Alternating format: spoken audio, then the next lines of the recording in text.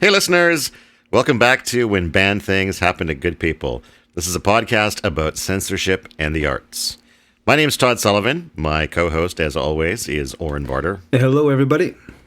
And today we are talking about the epilogue to the Autobiography of Malcolm X, as well as the 1992 movie by Spike Lee.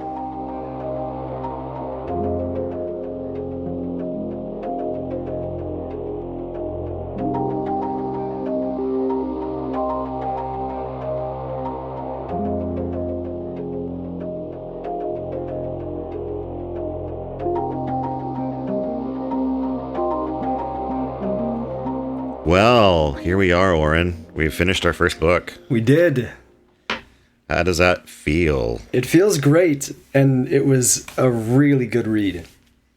Yeah, it was. And I feel fantastic being at sort of the conclusion of this book. I know we have one more live episode planned when we will sort of talk about the book overall. But this is our last. We've finished reading the book now. It's complete. It's done. And I'll admit, when we started this podcast, I was a little bit concerned about my ability to follow through. And it was concerning because I didn't want to start a thing and then just have it kind of fizzle out. I know, like, I do struggle sometimes with depression. Mm-hmm. And I was concerned. You know, along with that, there are days where it just seems like I can't get anything done. I can't accomplish anything. And I was afraid that that would sort of rear its ugly head when it came to producing this podcast, that, you know, we'd try to schedule a recording session. Mm-hmm. And on that day, I just wouldn't be able to pull myself together to do it. And that did kind of happen once early on. There was one episode that I think we had to sort of postpone. And one of the reasons was that my head wasn't in the game for it. But for the most part, I think this has had the opposite effect on me, that getting together every couple of weeks to record this podcast has proven to be a benefit to my mental health. It ends up being kind of a social experience for me to sit down and spend an hour or an hour and a half talking to you about, you know, what we've read. And I think this has definitely been a benefit to my mental health rather than a detriment. So I'm super excited about that. That's awesome. No, that's awesome. That was a laugh of happiness. But yeah, I'm glad we've been doing this. Glad we're done. Looking forward to jump into the next book, which I'm not going to tell anyone what it is yet, but we have chosen the next book. I think maybe we'll reveal it in a couple of weeks when we do the live episode talking about the whole of Malcolm X. So that's a tease for anyone who wants to get the live release of what the next read is going to be. So, yeah. How's things in your corner these days? Not too bad. I've got a job interview on Monday. Oh, that's exciting. Good luck. Yeah. Hopefully that'll go good. And I wanted to swing back to like what you were saying about this being good for your mental health and mine, especially during you know, the pandemic too, right? Having the ability to actually have a conversation with somebody and not be stressed about it, worried about where your head is and, you know, comparison to them, and are they talking too loud, and was that a piece of spit that just landed on my face? You know? Yeah, I think with everyone sort of being way more locked up and separated during the pandemic, having any kind of social outlet is really great. And so, talking to you has been great. And hopefully, you know, people who've been listening along have maybe felt like they're engaged in this conversation with us. That would be nice, I think. Yeah. One interesting piece of news before we dig into the material for this week. Audible just announced within the last week or two that they are going to be bringing the Autobiography of Malcolm X to audiobook for the first time ever. It's never been available as an audiobook. Oh, really? Yeah, so for the first time in its 55-year history of existing, it's going to be available as an audiobook, and it will be narrated by Lawrence Fishburne. Yes. Awesome. Which is very cool. Great choice, I think. So yeah, if you're someone who prefers to consume their books through their ear holes rather than their eye holes, this is a great chance to check out this book. I don't know. It's obviously not out yet. They just announced that they'll be doing it. So you may have to wait a few months to get your hands on it, but it is coming. Have you ever listened to an Audible audiobook before? I have listened to audiobooks. I don't know if I've ever listened to one through Audible. I find them really, really well produced. Like, yeah. I've I've thought about signing up. I know they sometimes have like, here's your free trial. You can download like 3 free audiobooks as a trial. I've thought about signing up for those. Mm-hmm. I find when I've listened to audiobooks in the past, my mind tends to wander. And I realize that I've missed out on the last, 90 seconds to 2 minutes of what the book was. And then I have to rewind it and start it again. And I think I tend to just prefer listening to podcasts when I need to listen to something, and you read a book when it's time to read something. But maybe I'll give it another try, and it'll click this time. I should probably cut that out if we ever want to have Audible as a sponsor, eh? Yeah, We don't. I shouldn't speak ill of their whole business concept. Audible, would you like to give us some money? Would you sponsor our podcast after I just dissed the very concept of your business? And told people like, yeah, just sign up for the free one. Get a couple books, whatever. Get a couple books and then go back to reading like a normal person. No, I've talked to a lot of people who do enjoy audiobooks. You're one of them. And I've heard from a lot of people that it's a really great way to consume books because you're able to multitask, right? A lot of times when I'm listening to audiobook, I'm busy with both hands doing something and it's just going kind of in the background. And you're right, you do kind of lose your focus a little bit, but it's better than just being stuck in your own head. True, yeah, for sure. Well, with that off the table, I guess we can jump into discussing the book that we're here to discuss, specifically the epilogue to the Autobiography of Malcolm X, which was written by Alex Haley. The book was compiled by Alex Haley from his interviews with Malcolm X. The epilogue was written by Alex Haley specifically.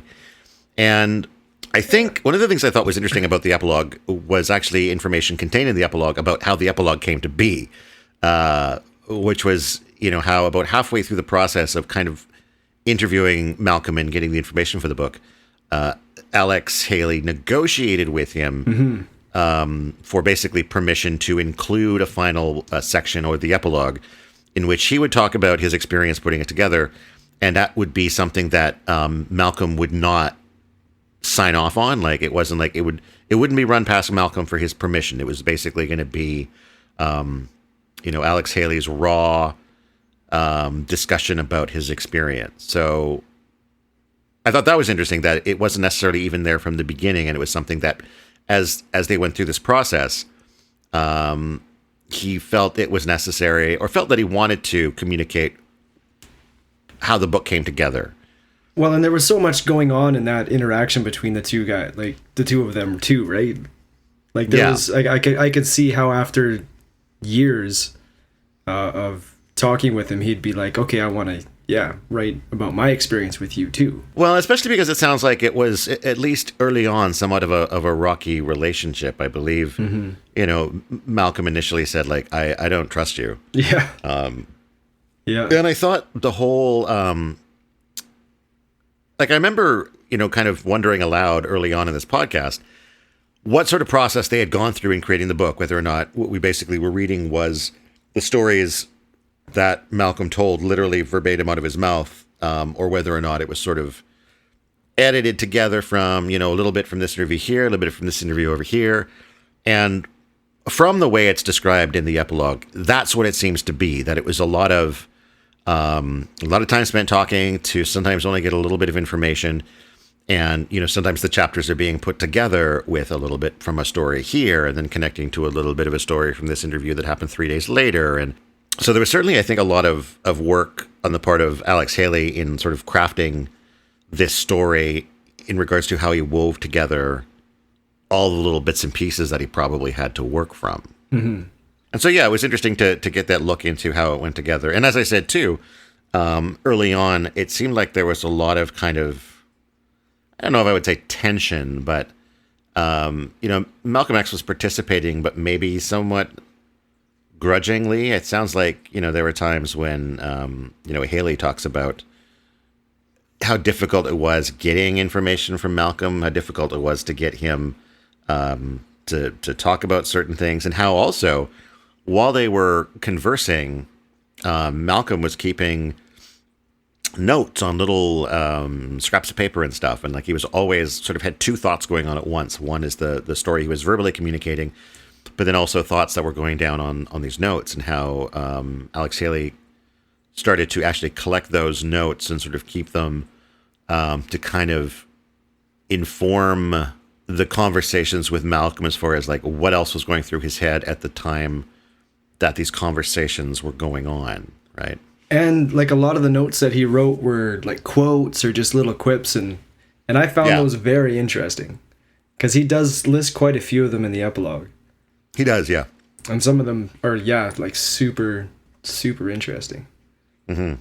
So, and I think we had talked before a little bit before we got to the epilogue about what we expected from the epilogue, and I, for myself, went in expecting it was going to be a lot of Malcolm X's death and aftermath, and that wasn't the case. It was it was mostly focused on the experience of creating the book and what the collaboration was like, and how their relationship changed, and how it started off being maybe somewhat not necessarily antagonistic, but like I said, standoffish, right? Yeah. And how by the end of it seemed like they had become maybe as friendly as it was possible to get with Malcolm. I would say that just based on my read of the epilogue, I would say Malcolm considered him a friend. I think so. But I mean, I also remember stories from the epilogue, and like one that occurred fairly late is there was, I don't remember what the details of the contract was, but there was some change to a contract somewhere. It was for the royalties for overseas sales. Yeah. Right? I think it was like Europe sales or something like that, and Malcolm needed to sign it, and he didn't trust him, yeah. So he was like, well, I'll take it to my lawyer, and he put in his coat, and then they were driving somewhere, and then halfway there, when they're like stopped at a stoplight, he pulls it out of his coat and signs it and hands it over to Alex Haley. He's like, okay, fine, I trust you. Or I think I guess I'll trust you. I guess I'll trust you. Yeah. So, I mean, in 70 pages, it was interesting to watch that growth of their relationship and hear it told from Alex Haley's perspective. Another thing that I thought was kind of interesting were moments in the epilogue where it seemed like we got a glimpse behind the scenes of the specific stories. The one that sort of stands out to me was there was a story sort of early on when he was in the midst of his criminal career, and they were he got a crew together and they were doing the burglaring. Right. Yep. And I don't know if we actually talked about this event in the podcast, but at one point he kind of asserts dominance over one of the members of the crew by playing Russian roulette. And I found myself when I read that anecdote thinking, like, did he fake the guy out? And then, of course, that comes up in the conversation with Alex Haley in the epilogue, where he admits that he palmed the bullet and didn't actually have one in the chamber when he was playing, or any of the chambers when he was playing Russian roulette. And just getting that glimpse into what actually happened there, and that part that wasn't contained in the book, I thought was really interesting. Well, and I don't know if you wanted to talk about the movie separately, but I'd like to jump there real quick because I hadn't finished that part of the book when I had watched the movie. And in the movie, it does show that he palmed the bullet. He says it to Shorty. He's like, I had it right here the whole time, and they laugh and they walk out of the room. And I remember thinking, like, did I miss that in the story? Because I remember that being a much more frightening experience when I read it. And then, and then I actually have the page open here. He says, this place in the chapter where I told you how I put a pistol up to my head and blah, blah, blah, Russian roulette. And he paused, and I don't know if I ought to tell you this or not, but I want to tell you the truth. I palmed the bullet. I don't know. I imagine that conversation and him just like smirking and yeah. But I think that shows too, like that growth of relationship between them now, where Malcolm felt that he was able to confide in him the truth of that moment, right? Mm-hmm. But yeah, that is sort of one of the ways where the film kind of deviates a little bit, and we're not quite, I think, into talking about the film yet. But I mean, I will say that there are a lot of, I think, what we'll talk about are things where it deviates, where it's not quite. Anyway, we'll get there when we get there. We'll get there when we get there. Do you have any sort of favorite bits that stand out to you from the epilogue, or anything that sort of sticks in your head? Yeah, there was quite a few things here, mostly near the end. Just a couple of the notes that we were talking about that Malcolm was writing, and Alex saying he like would kind of peek and write them down in his notes as well because he thought they were interesting. There was one he scribbled. This was kind of when him and Elijah Muhammad were at odds, and he said, "You have not converted a man because you have silenced him." And it's a quote from John Viscount Morley, I suppose. I have no idea who that is, but I found that interesting. Mm-hmm. And there was another one. It was the same kind of, I think around the same time. There is nothing more frightful than ignorance in action. I'm going to pronounce this completely wrong. Goethe. Goethe. But I felt like that was very on the nose for the political situation in 2020. Not to go there again, but... But I mean, I think we have to, because the political situation in 2020 is part of why we decided to look at this book too, right? That's true, yeah. And so in the closing pages of the epilogue, again, where sort of earlier on it was a discussion of how they built the book, how it came out of these conversations, but as it progressed, it seems like the early on pages take place over multiple years as they put the book together. Mm-hmm. But then as it continues on, time starts to compress, and we start to move through periods of weeks and then days as we close into Malcolm X's assassination. I found too, and maybe you could correct me, but it felt like maybe the timeline was a little bit disjointed at the very end. Like it kind of did a little bit of bouncing back and forth, or was I just not comprehending it completely? I didn't get that sense. Okay. What? I don't know if I can give you specifics. I remember reading it and thinking like, oh, okay, now we're back here again. And then continuing on. Like it felt like we were constantly getting like right up to the moment, and it felt like we would jump back about a week or a month or... That might be the case. Yeah. I don't actually remember it that well right now.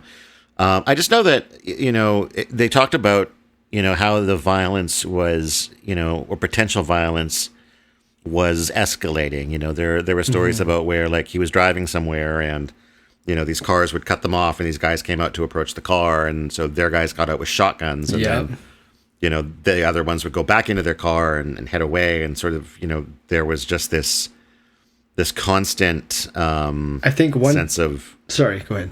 I didn't mean to just sort of this constant sense of dread that you experience in those final pages, because what's happening, what's going to happen. At the ending of the book, it's like when you watch Titanic. No one's surprised when the boat sinks, right? Yeah. You go into this book knowing that he dies at the end. So in those final pages leading into it, through those moments of almost violence, you really feel that dread that is coming, and also probably as he said himself, he didn't expect to see the finished version of the book, so like he must have had that same sort of simmering sense of dread. Could you even imagine going through that sort of thing? Like, oh God, absolutely not. No. And the worst part about it, and there is some doubt. I would have been on the run to Alaska or something. Yeah, but he had work to do. Well, I know. Right? I don't. So I wonder if we should talk a little bit about the doubt that was cast on whether or not the main players in his assassination were members of the Nation of Islam. Yeah, and so there, I think I need to dip into the movie a little bit too in that discussion, because one of the things that came out in those sort of final pages of the epilogue, as this violence was, or potential for violence was escalating, Malcolm had been known to say on a few different occasions that he didn't think that it was just the Nation of Islam anymore, that some of the things that were happening were too big to have been just from the Nation of Islam. But if memory serves me correctly, at no point in the epilogue does it say, or in my mind even hint at, who else could be involved. Maybe I didn't understand it, but it felt like a little bit of doubt was cast on the police and just the way they handled the investigation and the way that things didn't really add up. But I think, like, if you look at the movie, and again, we're talking about the movie before we're talking, maybe we should just sort of mix them all up. But okay. It seems to imply in the movie that there might have been some involvement from government agencies like the CIA or the FBI. You know, there's a point where Malcolm's talking to somebody on the phone, and they show these two, CIA or FBI agents listening in on his conversation. And I think he's even talking at that point about how he doesn't think that it could just be the Nation of Islam anymore. And so that conversation connected to the people who are eavesdropping on him, definitely tie them together. And in the years since then, I mean, it's come out that, the FBI, I think it was the FBI, had, huge files on Malcolm X and huge files on Martin Luther King Jr. And, there was a lot of investigation being done on those people. So I think the film definitely takes it to that point where Spike Lee is saying there's question about whether or not this just came from the Nation of Islam, but I'm also hinting that I think the government was potentially connected as well. And I don't think the book goes quite that far, but I do think you're right. There are some comments about the speed of the police response and things like that. And I'm running into some problems right now too, I think, because I am running into like memory bleed between the book and between the film. Right. At one point, Haley says that there was a police statement about how this was after his death, how they, on I think it was 12 different occasions, they had offered protection from police protection for Malcolm. And Haley stated that flew directly in the face of everything that Malcolm had told him. Right. His cries for help were being completely ignored. I mean, maybe not cries for help, but he was being told that he was exaggerating or making things up, and that there was no help for him. So, well, and there was another thing around. He had talked about trying to get a permit for a handgun. Yeah. And he wasn't sure if he'd be able to because he had been a convict. And then afterwards, I think someone had asked the police whether or not he'd ever applied for one, and they said he hadn't. So it's, is that one of those things where maybe he did apply and they just lost the application, or did he not actually get around to it? I mean, if you thought your life was ending, I'd think you'd find time to get around to it. Well, you'd think, but I mean, even in his own words, he said that he wasn't sure he'd be able to get one. And so, right. If you're already thinking it's probably not going to go through, it's not going to probably top your list of things to do that day, right? It's going to be fairly low down because already you're thinking they're not going to do it. But it's hard to say too. It's a big, he said, she said of an event that took place 55 years ago or more, right? So, and just to quickly jump to the movie again, while watching the movie and seeing how things were kind of changed up a little bit, made me really, and I mean, we all know this, that we never know the whole of a story. But it really struck home that if I had only watched the movie, I would only have, a partial idea of the story. And reading the book, it's pretty comprehensive, but there must still be so many things that we don't know. Oh God, yeah. Like I had a point to that. What were we talking about before that? Oh, just about the he said she said of He history. said she said. Yeah. So I mean, we got this snippet of history of this man, and who knows how many other things were going on in his life and in his head, and what other, like you say, things were going on behind the scenes, and who was involved. And yeah, I mean, as comprehensive as the book is, it's still, a tiny fragment of a human life. Yep. It's still ultimately a snapshot. And then the film from that is like a snapshot of a snapshot. And then us talking about it is a snapshot of a snapshot. No. Yeah. I mean, do we want to maybe transition over to talking about the book now, or? There was one last thing I wanted to... Sure. Did I say the book? I meant the movie. Anyway, go ahead. There was one more thing. Yeah, one more thing in the epilogue. Ozzie Davis. I guess he was an actor. I'm not sure who he is. Sorry to everybody who knows who he is. Yeah. I guess his speech at the funeral was probably the most famous one. And I just wanted to read a part of it here, which I felt was really... so I'll just go into it. Did you ever talk to Brother Malcolm? Did you ever touch him or have him smile at you? Did you ever really listen to him? Did he ever do a mean thing? Was he ever himself associated with violence or any public disturbance? For if you did know him, or for if you did, you would know him. And if you knew him, you would know why we must honor him. I thought that was really beautiful. Yeah, that was really great. And yeah, while we're doing that, actually. Yeah, go ahead. Sorry. Oh, I had a section of his speech as well that I had marked. Okay. That I thought was interesting because it seemed to speak to what was unique about Malcolm's approach to... I don't want to say the civil rights movement because he never really connected himself to that, but still his approach to trying to get improved conditions and improved rights for the black community in America.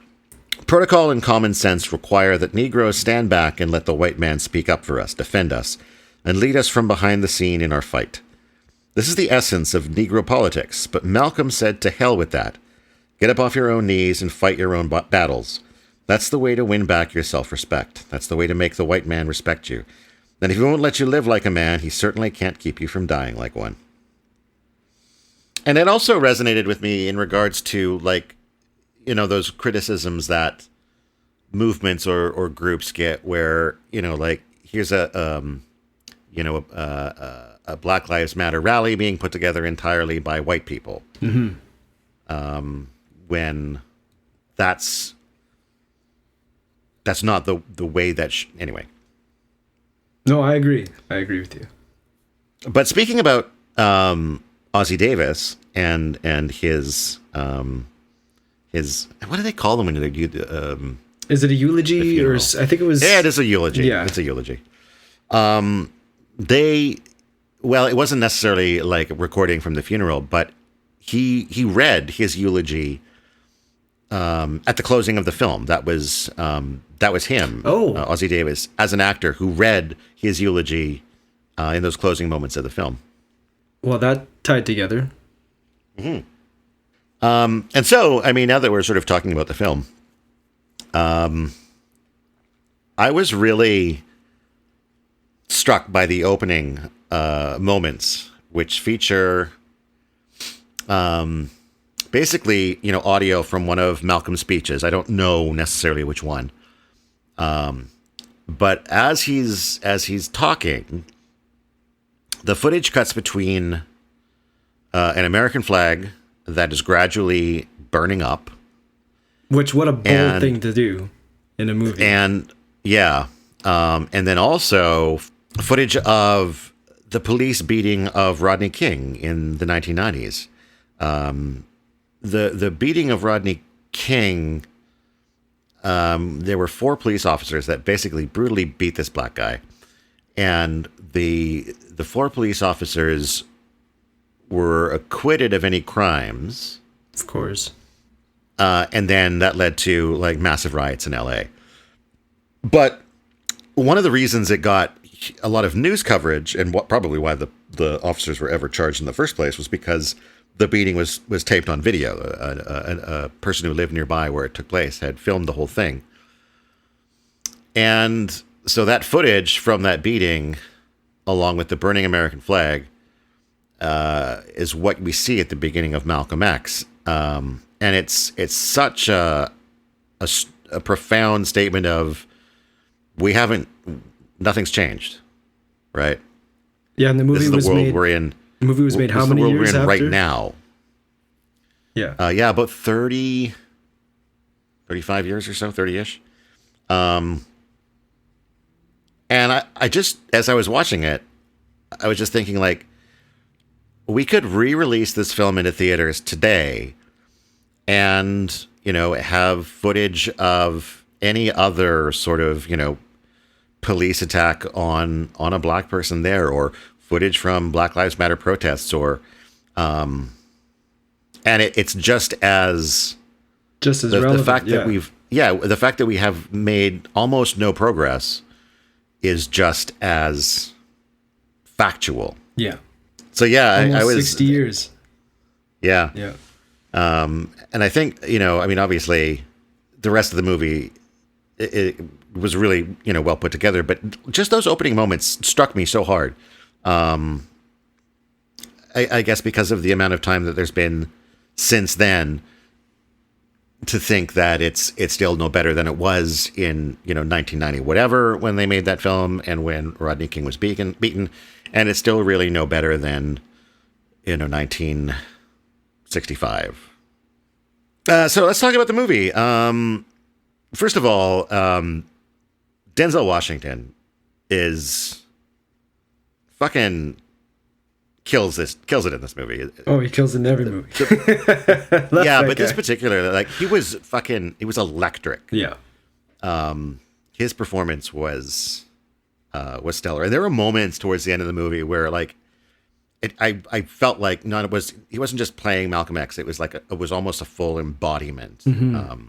Not that I knew Malcolm X in any way, shape, or form to be able to sort of say, yeah, that's totally Malcolm X, but it felt like he was inside of the role. The energy felt genuine. Mm-hmm. Yeah. It did feel at times, even at, 3 hours and 20 minutes? It felt rushed in certain areas. Which I guess, when you're trying to tell an entire person's life, that can happen. But, like, especially sort of the first third to first half of the movie, it felt like there was stuff that was happening so fast and without kind of any reference. Like, so many things that if I hadn't read the book, I would have no idea what was going on. Yeah. And also, like, I found, like, Spike kind of did double duty with some characters in the movie. Gave them kind of like additional roles. Well, yeah. Like, for example, the character that Malcolm meets in prison who basically teaches him about the Nation of Islam, Mm-hmm. that character doesn't exist in Mm-hmm. the book. He's an amalgamation of multiple characters. Because in the book, it was his family that ends up kind of nudging him in that direction. And there was a guy in the prison that he liked to talk to, that he liked the fact that he used his words to disarm people, right? Mm-hmm. He did, but that guy wasn't connected to the Nation of Islam. He wasn't, and that part was like, I was like, okay, that's, yeah. But yeah, those are, and there's a lot of, I shouldn't say a lot, but there's a fair amount of that in this movie where, characters are amalgamated or things are simplified because it eases the runtime, right? It helps. Like you say, another one was. No, like you said, like, he couldn't have made it 5, 6, 7 hours long. Like there's a moment where it becomes absolutely unfeasible, right? And it's like you said too, I think when we were just talking together in person, it was a little jarring at first, but then as we went through it, like, same thing for me, I kind of got used to it. It's like, oh, okay, this is where he's taking this piece and he's using it to, move the story along. Yeah. But the bit with the bullet and the Russian roulette. That was one.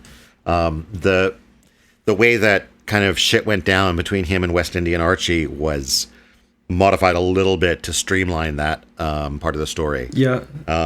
The white university student that comes and talks to him, she actually just in the movie just came up to him at the campus. And where he had that interaction where in the book she actually flew to meet him in person after she had seen him speak in campus. So yeah. Just little tweaks. But then there were other things too, like early on in the film. In fact, it's like one of the first things that happens when he gets his conch. If I hadn't read the book, I'd have no idea what was going on there. Right. And also, didn't he get his conch, his first conch, just in an apartment? He didn't get it at a barbershop. Yeah, I don't remember that. And then another thing that got changed quite a bit, and again, it was probably the streamline things, was his arrest.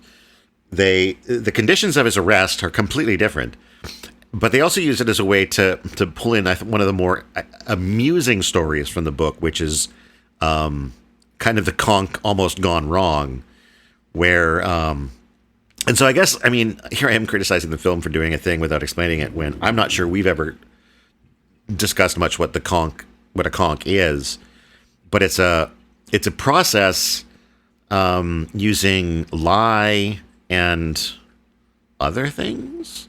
Yeah, some chemical and some starch. To chemically straighten the sort of the naturally kinky element of a black person's hair. And it was done at that time to sort of straighten it and make it appear more white and therefore make them appear more visually palatable.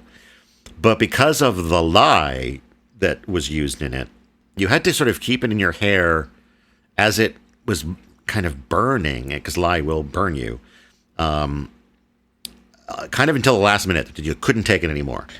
Well, I think it was the heat that straightened the hair, right? Probably. So, like, instead of, like, nowadays, people use a straightening iron. But, I think they put this chemical in your hair to react and produce heat right on top of your head. It must have been excruciating. So you would keep it on your head for as long as you could possibly stand it in order to get the hair as straight as possible, and then you would wash it off. But there was this one instance where I think it was in the winter and the pipes had frozen. And so when they went to wash it off, they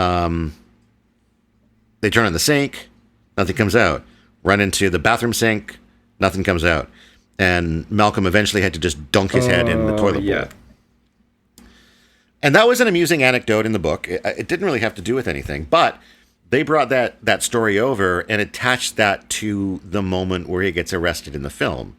So, like, he's got his head in the toilet when the cops show up.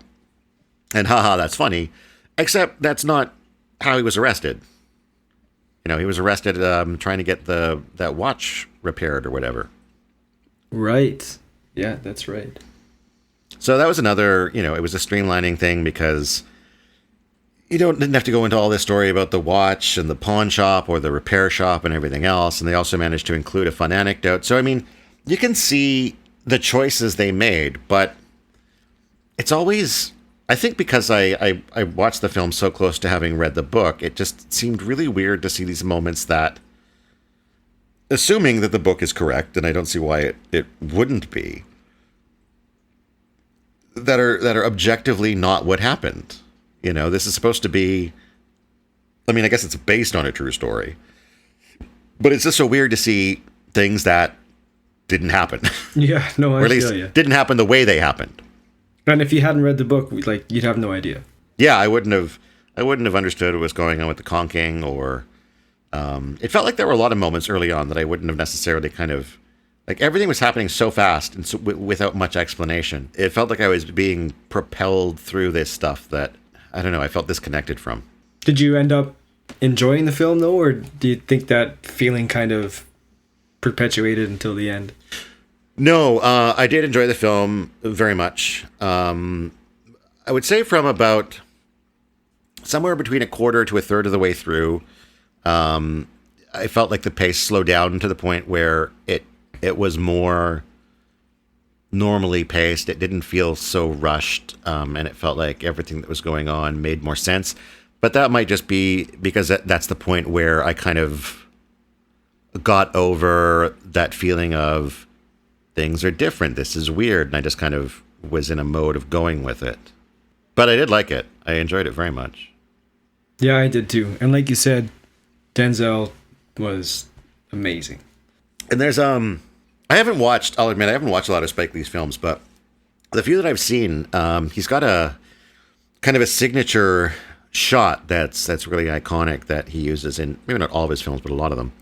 And it's it's called a double dolly. And the effect is basically of someone gliding forward. So there's no, like, you don't see them move up and down as they're walking. It's just the camera is gliding backwards as the person in front of the camera is gliding towards the camera. It's all sort of one single seamless movement. Oh, okay. And it's in Malcolm X, it's used as Malcolm is walking to the auditorium where he's going to be assassinated. And it gave the scene, I think, a sense of inevitability. This feeling that this man is moving towards a destiny that he can't. Yeah, like he's kind of moving. Can't avoid. He's kind of being moved. He's not moving. He's being moved. Yeah, towards his destiny and also towards, history. It was also interesting to see. There's an actor who is kind of showing up in a lot of things as a villain these days. I think I know who you're talking about. I think he was one of the probably shooters, do right? too. Yes. Yeah, I almost didn't recognize him. I knew him from Community. Hang on, let me get his name so I Okay. can talk about him without sounding dumb. Come on, Todd. Let's be honest. No, just kidding. Giancarlo Esposito. Giancarlo Esposito. He was one of the shooters, one of the assassins. I know him best from Breaking Bad. He played Gus Fring in Breaking Bad. But he's also popped up recently. He's like one of the top level guys in Vought in The Boys. He's Darth something or other. That's He's right. Darth something or other in The Mandalorian. He's kind of Hollywood's go-to guy if you need a stoic, well-groomed, Intelligent, bad guy. evil guy. Intelligent bad guy, yeah. And obviously I shouldn't say obviously, some people come to acting late in their life, but it makes sense that he would have had, a long career where he just maybe wasn't on the forefront of people's television screens. But it was so weird to see, this performer who I've gotten to know as someone in his, late 50s, early 60s, show up probably in his late 20s, early 30s. And it was one of those, like, I did have to Google it to be sure that it was him. Yeah. I was pretty sure. Yeah, like I had the same, but I know him from Community as Pierce Hawthorne's. Yeah, Hawthorne's brother, half brother. Okay. That's when I was first I introduced didn't watch to him. all of Community, so I may have missed those seasons. But yeah, I barely like you say, I was watching. I was like, hey, is that? And then he was gone. I was like, was it? Yeah. Yeah.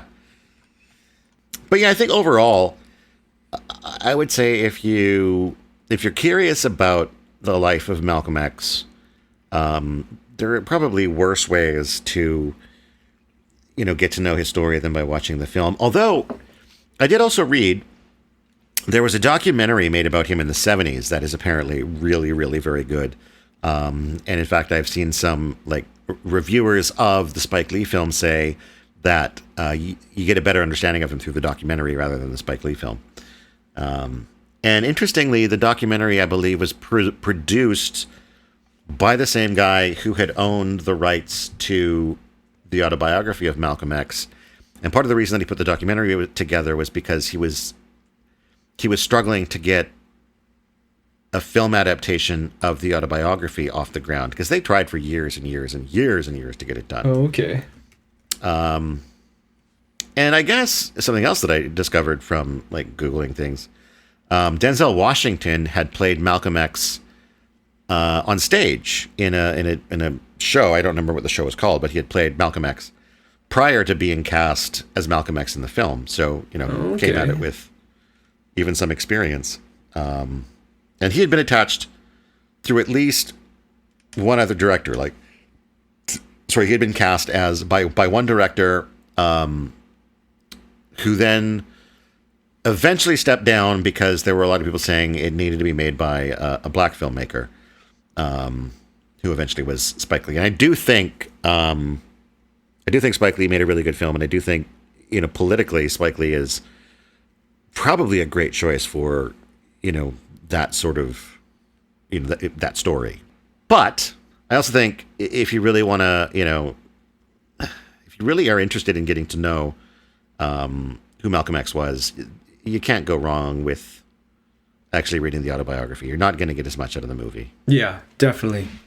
Another weird thing for me, actually, I guess, is it felt like the relationship between him and his wife felt more romantic in the movie than it did in the book. Yeah, that's right. I think I mentioned that to you when we were kind of watching it offset about the same time. And I sent you a message. I was like, I don't remember there being this much romance in the book. Yeah. Because I'm pretty sure we commented on, I think it was maybe second or third episode that we did, when he asked Sister Betty to marry him. He just picks up the payphone. They've been on one kind of like quote unquote date. And he's just like, well, I guess we should get married. Yeah, exactly. But then there was another scene in the movie where they, and I can't remember what it was over, but they had a huge fight. And I remember watching that scene and thinking, this doesn't feel like, well, first of all, it doesn't match any scene in the book. Mm-hmm. And it doesn't even feel like the way that the book portrayed their relationship. And apparently that's a scene that never took place. Malcolm X's wife, sort of said afterwards that no, that never happened. But it's another one of those moments. And again, I can't remember what took place in that conversation, but it was there for exposition, right? It was there so that in that moment and in that argument, there is dramatic tension. There's also storytelling being done. And it was sort of put in there for dramatic purposes, not because it ever happened. But there was a couple of things that they touched on in that argument that did happen in the book. Her concern that nothing was getting put aside for her and the family. And that was a conversation that they did have. I don't know if it was a argument like that in the book, but she did express her concerns for that. And I'm trying to remember if this is right. Was this after he went to Mecca and Cairo and Africa and all that? It was either after or just before. It was as things were kind of shutting down between him and the Nation of Islam. Right. But I don't remember. I suspect it was before, because I feel like, at least in the film, it's pretty quick between when he comes back to when he's assassinated. Yeah, I'm trying to remember exactly when in the movie that was. I do remember the scene, but not super vividly. Yeah. There was one thing I wanted to talk about, jumping back to the epilogue a little bit. Sure. And I think he might have said this in the movie. Like you say, that kind of memory bleed thing, right? But he says to her that he's sorry that he left, and he's sorry he was gone for so long, and he would never go anywhere without her again. Was that something that happened earlier in the book, or was that something that I had watched in the movie and that's why it stood out as something I had already witnessed? Do you remember? I don't know. I don't remember that at all. Okay. Doesn't mean it didn't happen. I can't help you. Okay. I can't help you sort you out where it took place. Yeah, I don't remember that being in the rest of the book. I think that was a purely epilogue thing. And I kind of remember it being in the movie, but I just, at the moment, don't 100% know. But I thought that was a very touching moment coming from a man who had once said, I guess I love her now. We have 3 kids. Right, yeah. I guess I can say I love her. And then to be like, I'm so sorry I left you. I'll never leave you again. If I go on another trip, you're coming with me. Right? Like, that was touching. I guess actually, speaking of the movie, I've thought of actually one more scene that I wanted to mention that stood out to me, and it's early on in the film. And one of the things, like, when I first actually started watching the film, it starts with Malcolm. Well, I guess he would have been like 15 or whatever, or 14, because he was young when he was first like in New York. Mm-hmm. They don't make that clear in the film. No, it feels like, I mean, Denzel Washington looks like he's in his 20s, and I guess Malcolm X looked old too, but like looked older. Yeah. But yeah, in fact, he was quite young, as we discussed at that point in the podcast. But I thought, like, oh, we're jumping into Malcolm like when he's 14 or 15. We're not going to see like his childhood. Although they did then, as the film progresses, they jump a few times into his childhood. Really, only and some of those moments. Sorry, go ahead. I was going to say some of those moments were jarring for me too, because it seemed like there was one in particular where it jumped back into his past, and it wasn't entirely clear what was going on. And again, it felt like the only reason I knew what was going on was because I had read the book. Mm-hmm. Was there something you were going to say there for a second? Yeah, like it jumped back for the fire. It jumped back a couple of times for his father's death. Yeah. It jumped back for when his mother was taken away, and it jumped back for when the teacher told him, "You can't be a lawyer. You're good with your hands. Be a carpenter." Yeah. I think that was all the moments, and there was so much about his childhood in the book, right?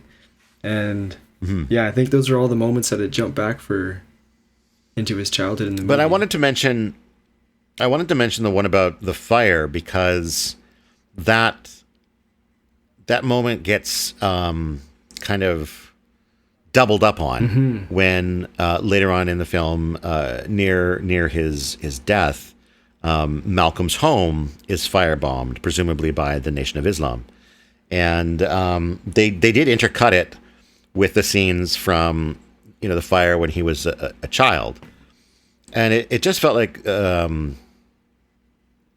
it was really poetic the way they matched those scenes up, and as well as just sort of reminding you that this is a guy whose entire existence has been defined by violence. Yeah, no, that was some very powerful imagery for sure. And his family, like his family, being sort of haunted by violence for generations. And now here he was, just like, his father had been trying to protect his own family from people who were trying to destroy them. Well, and he had been quoted as saying that in the book as well. You know, my life has been defined by violence. My father died of violence. My uncles died of violence, and I expect I shall meet the same fate. Something along those lines. That's a paraphrase, not a quote, but so yeah, that was a really, really smart way to kind of visually say that. Yeah. Yeah. So here we are, Malcolm X, followed and haunted by violence his entire life. We've come to the end of his story. How many stars would you give this book if you had to rate it somewhere? If I had to give it a star rating? Yeah, out of 5. I'd give it. Or do you want to have a weird star rating where our total is like 6.73? How about a pie rating, 3.14? You know what? And maybe it's just because it's the first one, and I'm feeling a little euphoric that we've managed to get this done. And I'd say a 5. I would really, really recommend that anybody who is interested in the socio-economic state of the U.S. right now, that getting this snapshot of 60 years ago and how it was and how much things are the same, I think they should definitely read this. And it's a good read. It flows well. I enjoyed it very much. Yeah, I'm with you. I would definitely say 5 stars. And it's partly because I think, other than I'm not gonna say I'm surprised I enjoyed it, but the whole experience of reading it has been surprising, because I don't know if I would have read it if not for covering it for this podcast. And so I have been very pleasantly surprised to have had this experience and to have been able to learn his story. And like you said, too, I think it resonates just as much now as it did in 1965. And I think there's definitely portions of it where I found myself thinking, like, this book needs to be in schools, like today. This needs to be part of, an educational high school curriculum, at least in the U.S. But yeah, really enjoyed the book. I don't want to talk too much about specifics about the book as a whole, because that's what we're doing next time. And next time, I'm very excited. We've talked about it a few times. We're going to be doing a live broadcast. People can come listen. Obviously, there'll be a chat room. People can hang out in the chat room. We can take calls from people in the chat room. So if you want to get on the mic with us and tell us to shut our pie holes because you don't like what we're talking about, you can do that. We're not even going to make you pay us money to do that. Maybe we'll put that behind a Patreon paywall in the future, that if you want to tell us to shut up, you have to give us $1. But for now, you can tell us to shut up for free. Or you can tell us you like what we're talking about, or you can tell us, if you've been reading the book, what you think of it, and we can all have a big old chit chat about the Autobiography of Malcolm X, and that's going to be on Podbean. It should have been. That's going to be on Podbean. It's going to be at Podbean. Our address is bandthings.podbean.com. It's going to be, I don't know, can we confirm this right now that it will be, I got to check my calendar. I know I want to do it at 2:00. That seems like a good kind of casual afternoon time, but I don't know. It's going to be on a Sunday, right? Yeah, it's going to be on a Sunday. Yeah. So that would be Sunday, October 7th. No, that's Saturday. Sunday, October 18th. Okay. 2:00 is, I guess now that we're putting in this podcast, it's got to be, we got to keep it. We got to do it. It's going to be recorded here forever. I'll probably set up a Facebook event for it as well, and then put that Facebook event out to our Facebook followers. But yeah, 2:00 on October 18th. http://bandthings.podbean.com is where we live. You can also reach us by email if you want to at bandthingshappen@gmail.com. And on Discord. Or Facebook. We are on Discord. Unfortunately, I can't give the Discord link, but we do have a Discord. If you can figure out how to get there, you're welcome to join us and chat. As always, please, if you dig what we're doing, go to wherever you get your podcasts and like us or leave reviews or comments or, whatever kind of engagement you're allowed to do at your podcast site. Do that, because the more engagement we get, the better our content can spread. Unfortunately, if you don't like what we're doing, I think if you comment, it still improves our engagement. So maybe you don't want to comment, but we really wish you would. Even if you do hate us, we want to get all the hate mail too. Hey, there's no such thing as bad publicity, man. No, exactly. To spell our name right, it's BANNED. Any final words this episode, Mr. Oren? It's just, I was pretty amazed at the length and the depth of the epilogue. It was almost like a extra little book tagged on the end. Very insightful. I think a lot of times, and maybe I'm just a bad reader, I don't read the epilogue. I think this might have changed my mind on that. Yeah. I kind of just, like, I finished the story and I'm like, okay, cool, good story.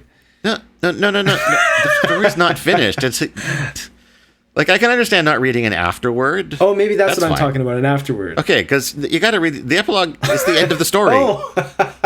Okay. Jesus. I thought it was just like, I thought it was like a PS. You got to go back and find every book that you've ever read that had an epilogue and read that epilogue so that you can go, oh, that's what happened. Okay, deal. Okay, maybe we'll even do a special episode of the podcast where, we'll talk about all of the epilogues that you've read recently and how they've changed your perspective on the book. Oh, that's good. Okay. It's like ending, it's like if you shut off Star Wars. Yeah. Before No, it's shutting off Star Wars after the Battle of the Death Star, but before they all get their awards, right? So you've got the climax, and you probably get the gist of the story, but, you never find out if they get awards. And you never have to wonder why Chewbacca didn't get one. Why didn't Chewbacca get an award, guys? He didn't? He didn't. Assholes. Thanks, everyone, for coming on this ride with us. We've had so much fun so far. We hope you have too, and we are looking forward to what comes next. Hope you're here for our live broadcast in 2 weeks. If not, we'll see you 2 weeks from then with the first chunk of our next book. What's that book going to be? I'm not telling you yet. Tune in to find out. This has been When Bad Things Happen to Good People. I am Todd Sullivan. And I'm Oren Barger. And you should go read a fucking book. Take care.